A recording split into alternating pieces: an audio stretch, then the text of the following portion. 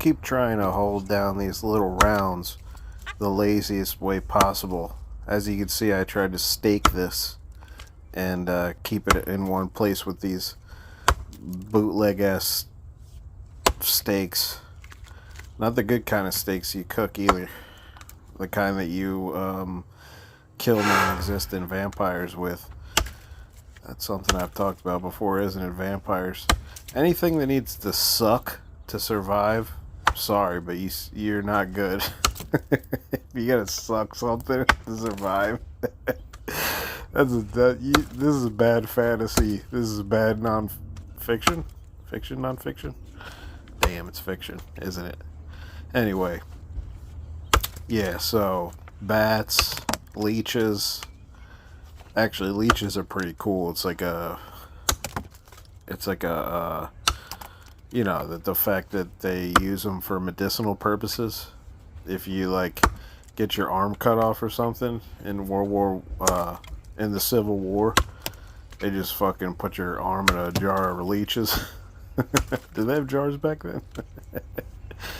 I am using vintage axes, and I am into, you know, the kind of old history and what we used to use. So if there's not glass jars in the 1800s, I'm gonna be devastated. I know they had to have glass back then because windows were right there with the invention of the car.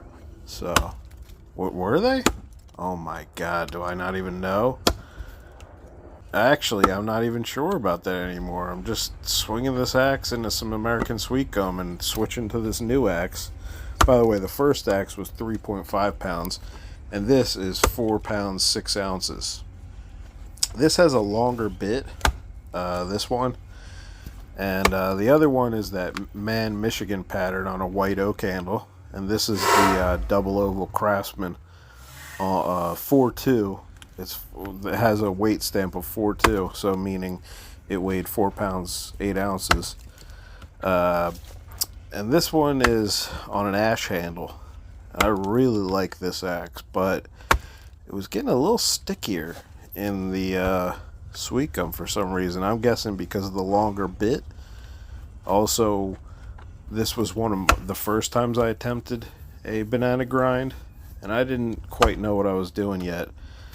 You could say that I was a vampire when it came to that kind of craft. I just sucked. Anyway, it's the worst joke I've ever. I suck. I'm vampiric, comedically. Just suck the life right out of you.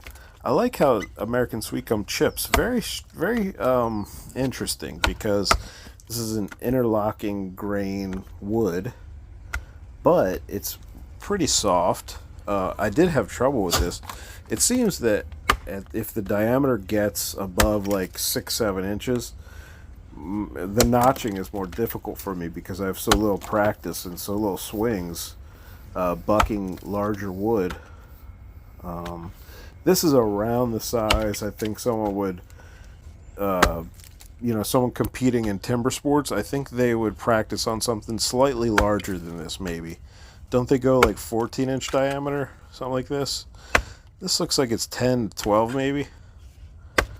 For me, that's pretty big. I just really enjoy bucking smaller wood. When it comes to stuff like this, this was tough for me. This took like 10 minutes. I broke the footage down. I'm not even paying attention to the footage. I'm just blabbering.